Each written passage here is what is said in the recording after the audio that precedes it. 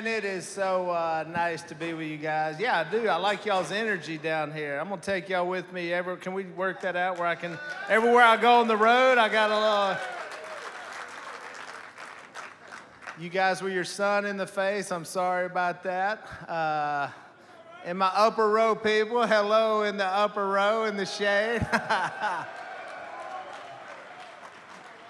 Yeah, my name is Willie Robertson. I was on a little show called Dynasty that went for a long time, but not everybody knows who I am. I was up in Washington, D.C., and a group of people saw me and they said, "Hey, man, can we get a picture with you?" And I said, "Yeah," because I kind of forgot what a big deal I was. And we started taking the picture, and they said, "Man, we can't believe we're getting to take a picture with Zach Brown."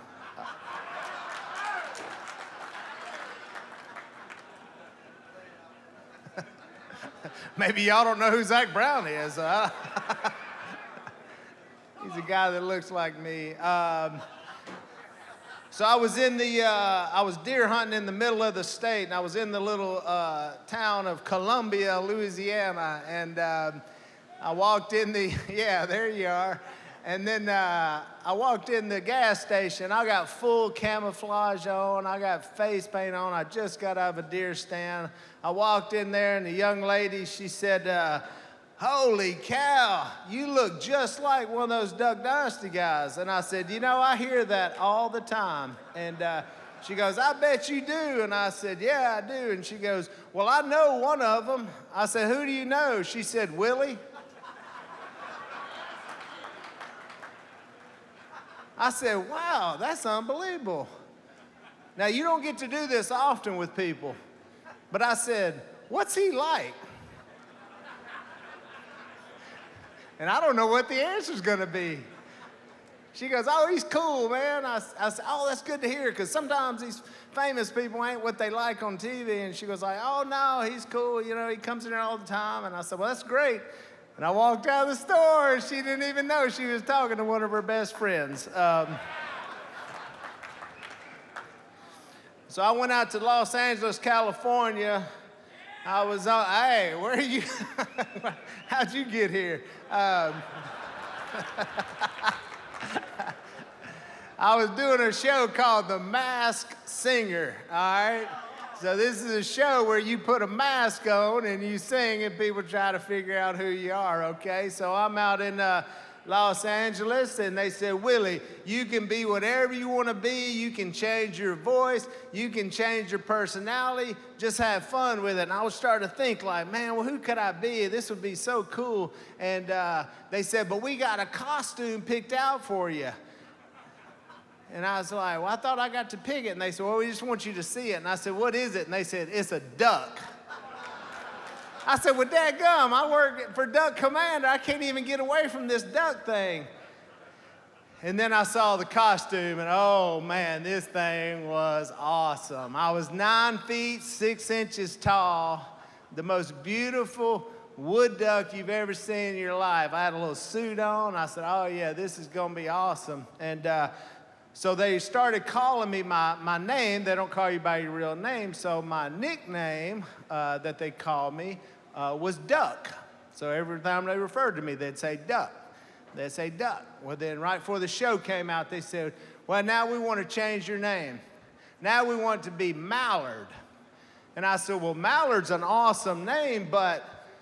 And I'm in a meeting room in Los Angeles, okay? And I said, "But my costume is a wood duck. It's not a mallard duck." And everybody looked so confused, these ladies in LA, and they looked at me and they said, "There's a difference between ducks?" I said, "Well, yeah, there's a difference between ducks." And I almost said, like there's a difference between a man and a woman, but I was in LA, so I didn't say that because I didn't know whether or not that would go over right. I didn't say it. And she said, "Well, I don't think anybody's going to know the difference." I said, "I bet they will, but it's your show. I don't care." So I got out. I sang on the first night. And So I had to call my parents because my dad and my mom don't regularly watch The Masked Singer, believe it or not. And I called down there, I said, hey, what'd y'all think? And my mom said, Willie, you did so good. We didn't even know you could sing. She goes, but your dad's really concerned. I said, what for? She goes, well, you do realize that you're a wood duck and not a mallard, right? And I said, I know, Mom. They didn't know that in Los Angeles, California. She was like, okay, your dad was so scared because he didn't think you know the difference between the ducks. I said, I know the difference between the ducks, believe me. So it's funny what we're known as. Like everywhere I go, guys, I am known as the Duck Dynasty guy. There's that guy, there's that Duck Dynasty guy, there's that duck guy. I get it all the time.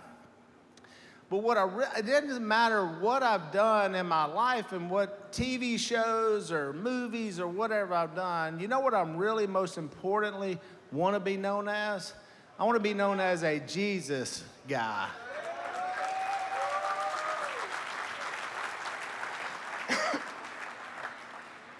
You know who I want to be known by mostly? God in heaven. I want him to know who I am, right? It's why we get in a vehicle and drive down here to be with you guys today, because that is the fruit of what comes out of a life who lives not for themselves but for Jesus Christ.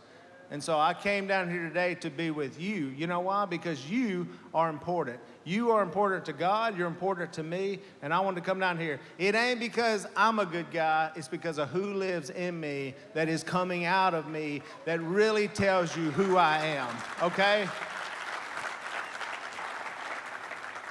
Because ain't nobody paid me to come down here today. I promise you that. So this one's on me, and this is for you. And I want to be known for the Jesus guy. And I want to tell you a story about a guy that I know very well, and everything changed because of his life, and that was my father. We put a movie out last year called The Blind, and it was about how my mom and dad, turned their life from something really bad into something really good. And man, am I grateful for that. So my father was a talented quarterback from just north of Shreveport, Louisiana, in a little town called Dixie is where he grew up. And he went to North Caddo High School, talented football player. They were super poor, but man, his arm was going to get him to the next level. And he went and played football, college football at Louisiana Tech University. And it is true, he was the starter, and he had this young backup named Terry Bradshaw who was coming on. And Dad ended up quitting the team because duck season and football season are at the same time. So Dad had to make a choice on which season he wanted to go with. He went with the Ducks. Bradshaw went with the football and the Bucks. Hey, it all worked out for him, okay? Terry Bradshaw did good, and Dad ended up good. So Dad ends up going to play college football. Man, he's got life ahead of him. There's no telling what this guy can do. He's smart, he's athletic, he's gifted, he's newly married, he's having children. What could go wrong? Well, it went wrong. And Phil's life just started spiraling out of control. He's getting drunk all the time. He's cheating on Mom. He gets fired from his job. He ends up so far away from God, he's almost unrecognizable from the person that everybody knew before. The marriage was over. Mom left. She took the boys. I was the youngest one of them. She left. Phil put some people in the hospital. Here come the cops. And Phil runs and lives in the woods for about 6 months, running from the police. You know how we got to Louisiana from Arkansas? Running from the police. My dad got an Arkansas Traveler Award, one of the biggest awards in the state of Arkansas, and I leaned over my brother. I said, do they realize that we were running from the police and we came and left this state? Dad's life was literally looked hopeless. And my dad's sister, my aunt, she didn't give up on Phil when everybody else did and said, this guy's trouble. He's the guy that you would have said stay away from. And my dad's sister said, man, I see something in my brother. And she goes to this preacher and she begs him. She says, please, will you share the gospel with my brother Phil? And I'm sure the conversation went something like this. Yeah, tell him to come by church. And she said, no, he ain't going to come to church. You're going to have to go to him. Well, where's he at? Well, he runs a bar. Well, which bar in town does he run? It ain't in this town. It's in another state. You're going to have to drive to Arkansas to go get him. Does he want to hear it? No. And dadgummit, if that preacher didn't get in his car and drive to that bar and walk in there with his Bible and sit down in an adversarial tone, he looks at my dad. The preacher told me later, said, your dad's sitting there, he's got a pistol in his belt, a giant Budweiser, and I walked in with my suit on, and he goes, what you selling, preacher? And that dude sat down and started telling me about the good news of Jesus Christ. And Phil did not want to hear it. But that seed was planted. What happened that night? Nothing. Phil said, I'll keep that in mind. And he goes off living his wild ways.